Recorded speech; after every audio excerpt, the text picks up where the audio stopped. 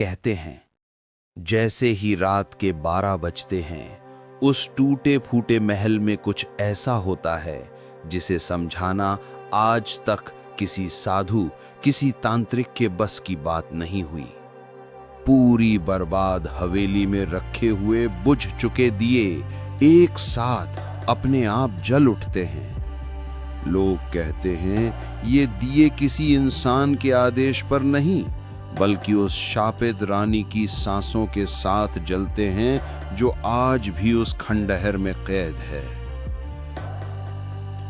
बहुत बहुत पुरानी बात है। उत्तर दिशा के बर्फीले पर्वतों के नीचे एक महान राज्य था, मेरुवन।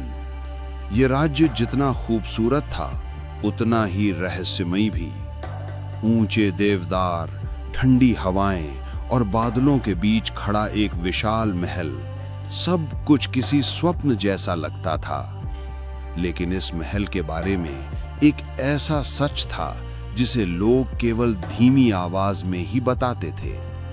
एक ऐसा सच जो सदियों से लोगों के दिलों में डर बनकर बस गया था। लोग इसे कहते थे शापित रानी का महल। कभी यही महल खुशी और रौनक से भरा रहता था। इसी महल में रहती थी रानी आरोही, राजा विक्रम की प्रिय रानी। रानी आरोही की सुंदरता की मिसाल दी जाती थी। उनका स्वभाव दयालु और कोमल था, लेकिन उनके बारे में एक रहस्य पूरे राज्य में चर्चित था। रानी लोगों के मन पढ़ सकती थी। ये शक्ति उन्हें दूसरों से अलग बनाती थी। लोग उनकी इज्जत भी करते थे और भीतर ही भीतर उनसे डरते भी थे। राजा विक्रम ही ऐसे थे जो रानी को उसी रूप में अपनाते थे जैसे वो थीं। दोनों की जोड़ी देवताओं जैसी मानी जाती थी। यह सब तब तक था जब तक एक घटना ने सब कुछ बदल नहीं दिया। एक सुबह दरबार में एक काली चादर ओढ़े साध्वी पहुंची। उसके कदमों की आहट ने पूरे महल का माहौल बदल दिया। वो राजा के सामने खड़ी हुई और बोली, राजन, आपकी रानी की शक्ति इस संसार का संतुलन बिगाड़ देगी। राजा ने शांति से कहा, मेरी रानी की शक्ति हमारी प्रजा की रक्षा करती है, इसमें क्या हानि? साध्वी की आवाज गहरी और गूंजदार थी। शक्ति जितनी सुंदर होती है, उसका विनाश उतना ही भयानक होता है। यदि रानी का मन कभी अंधकार में डूब गया तो आपका पूरा राज्य भस्म हो जाएगा। दरबार में फुसफुसाहटें शुरू हो गईं। राजा ने साध्वी को जाने को कहा, लेकिन रानी आरोही पहली बार भय से कांप उठी। क्या सच में उनकी शक्ति भयानक हो सकती है? कुछ दिनों तक सब शांत रहा। फिर एक रात सब कुछ बदल गया। राजा युद्ध परिषद में थे, रानी अकेली अपने शयन कक्ष में थी। अचानक दीपक बुझने लगे, हवा भारी हो गई, कमरा अंधकार से भर गया। रानी को भीतर एक दूसरी आवाज सुनाई देने लगी, तुम्हारी शक्ति तुम्हारी सोच से अधिक है, इसे आजाद होने दो, डरना छोड़ दो। रानी की धड़कनें तेज हो गईं, उनकी शक्ति अनियंत्रित होने लगी, दीवारें कांपने लगीं, महल की खिड़कियां टूटने लगीं। उस रात महल में ऐसा विस्फोट हुआ कि सुबह तक पूरा महल काला पड़ चुका था।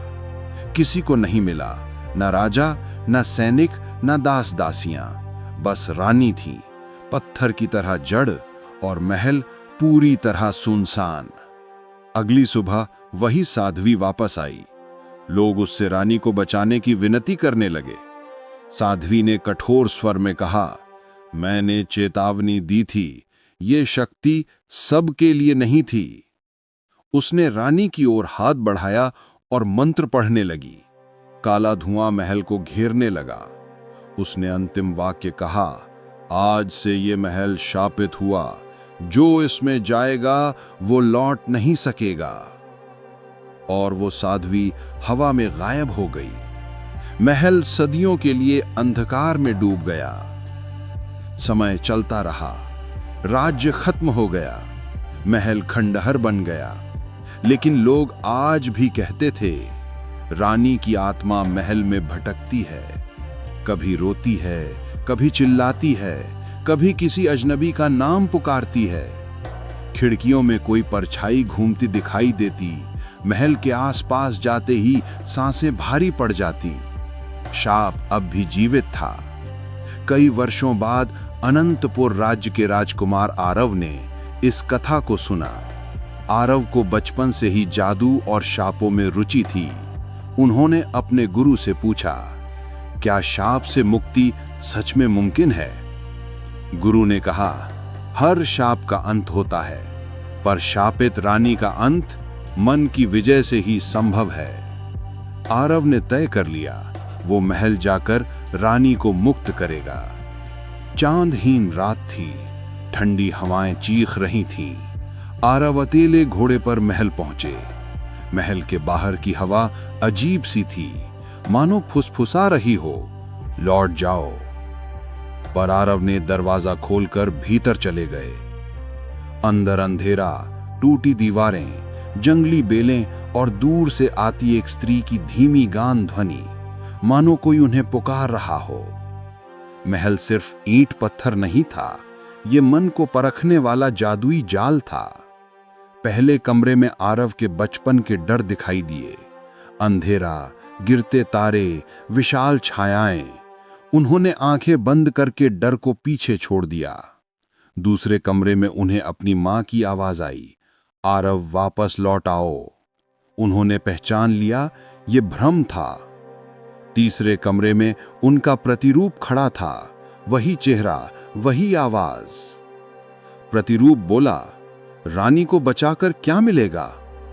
आरव ने उत्तर दिया, मानवता। प्रतिरूप धुएं में बदल गया। महल ने उन्हें स्वीकार कर लिया। आखिरकार आरव महल के मध्य कक्ष तक पहुंचे। वहां काले सिंहासन पर रानी आरोही बैठी थी। आधा चेहरा मानव, आधा अंधकार, आंखों में दर्द और सदियों का अकेलापन। रानी बोली, तुम क्यों आए हो? मुझे बांधने या मेरे शाप का हिस्सा बनने? आरव ने शांत स्वर में कहा, मैं आपको मुक्त करने आया हूं। रानी हंसी, पर वो हंसी दुख से भरी थी। मुक्त?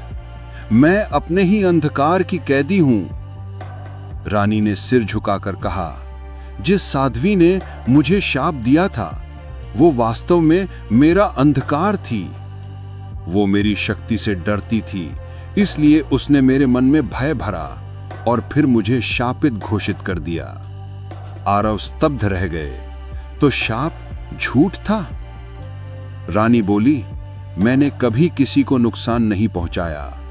मेरी शक्ति बेकाबू इसलिए हुई क्योंकि साध्वी ने मेरे भीतर अंधकार बो दिया था।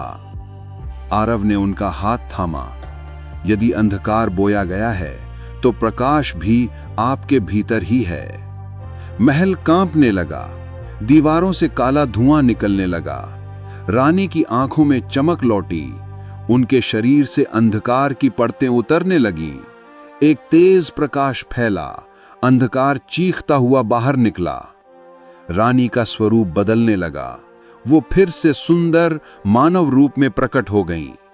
शाप टूट चुका था। महल की काली परतें टूटकर गिरने लगीं, जगह जगह रोशनी फैल गई, छतें और गुंबद फिर से जुड़ने लगे। रानी आरोही ने राहत की सांस ली। मैं मुक्त हूं, पर अब कहां जाऊं? मेरा समय कहां है? आरव मुस्कुराए। समय कभी खत्म नहीं होता, नई शुरुआत हमेशा होती है।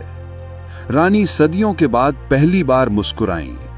कुछ महीनों बाद महल को पुनर्निर्मित किया गया। लोग फिर से लौटने लगे, डर की जगह विश्वास आने लगा। रानी आरोही ने लोगों को मन की शक्ति और शांति का मार्ग दिखाना शुरू किया। आरव उनके सबसे विश्वसनीय सहयोगी बने। दोनों ने मिलकर राज्यों को एक कर दिया और महल का नया नाम रखा गया, मुक्ति महल।